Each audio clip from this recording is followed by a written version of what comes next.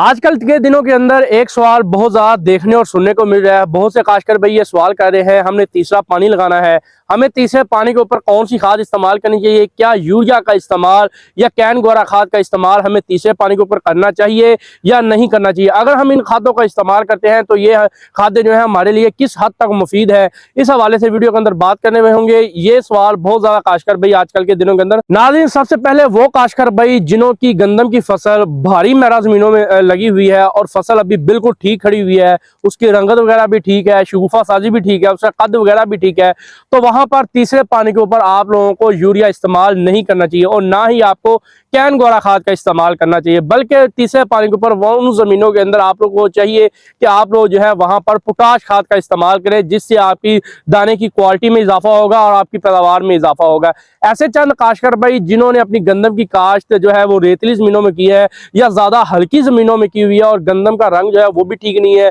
उसकी शुफा साजी भी सही तरीके से नहीं हो सकी, उसकी ग्रोथ ठीक नहीं है, तो वहां पर आप लोग जो है रेतली जमीनों के अंदर यूरिया का इस्तेमाल कर सकते हैं। अगर हो सके तो वहां पर आप लोग जो है कैन गोरा खाद जो होती है उसका आप लोग इस्तेमाल ज्यादा बेहतर तरीके से आप लोग कर सकते हैं। वो जो खाद है वो यूरिया की निस्बत आपको रेतली जमीनों में ज्यादा बेहतर रिजल्ट आपको देगी। लेकिन आपने कोशिश ये करनी है कि जब आपने कैन गोरा खाद या यूरिया खाद का तीसरे पानी के अंदर रेतली जमीनों में इस्तेमाल करना है तो आपने पहले पानी लगाने के बाद गप की हालत के अंदर आप लोगों ने छटा करना है, फिर उसका आपको ज्यादा बेहतर जो नतीजे हैं वो देखने को मिलेंगे। ऐसी जमीनें जो भारी हैं वहां पर अगर आपकी गंदम की फसल लगी हुई है और गंदम की फसल की रंगत अभी कमजोर है, इतनी सरसब्ज आपकी फसल नहीं करी हुई, तो वहां कोई आप लोग जो है एनपीके का स्प्रे भी कर सकते हैं, अमाइनो एसिड का स्प्रे भी कर सकते हैं। इससे आपकी फसल जो है काफी हद तक बेहतर हो जाएगी। यूरिया का इस्तेमाल हमेशा दूसरे पानी तक करना चाहिए, दूसरे पानी के बाद यूरिया का इस्तेमाल आप लोग ना करें। अगर आपकी रेतली या कमजोर जमीनें हैं तो वहां पर उस सूरत के अंदर आप लोग इस्तेमाल कर सकते हैं,